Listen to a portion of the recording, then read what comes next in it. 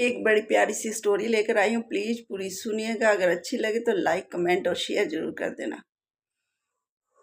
देवरानी जेठानी में एक दिन एक किसी बात पर बहस हो जाती है। बहस इतनी ज़्यादा बढ़ जाती है कि दोनों में गाली गलौज हो जाता है।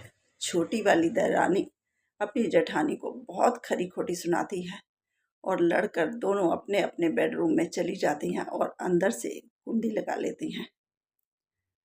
1 घंटे के बाद देवरानी अपने कमरे में से बाहर निकलती है, किचन में जाती है, 2 कप कॉफ़ी बनाती है और लेकर कॉफ़ी अपनी जेठानी के कमरे का दरवाज़ा खटखटाने लगती है। दरवाजे की आवाज़ सुनकर जेठानी दरवाज़ा खोलती है तो बाहर देवरानी खड़ी होती है। जेठानी कहती है कि अब तुम क्या करने आई हो यहाँ पर? अभी तो मुझे बहुत जली कटी सुना कर गई थी।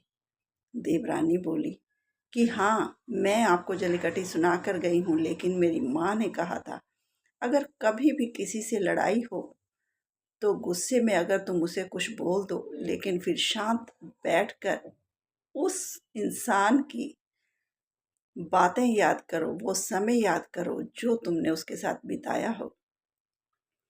तो माँ की बात याद करके मैं तुम्हारे साथ जो बिताया हुआ समय था वो याद कर रही थी और उसमें मुझे आपकी बहुत सारी बातें याद आई, बहुत सारा प्यार याद आया।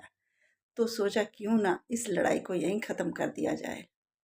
इतना सुनकर जेठानी ने देवरानी के हाथ से चाय की ट्रे ली और वो टेबल पर रखकर देवरानी को गले लगा लिया और फिर से दोनों में प्यार जाग गया। तो कहने का मतलब ये है कि आग को पानी से बुझाया जाता है, आग से नहीं।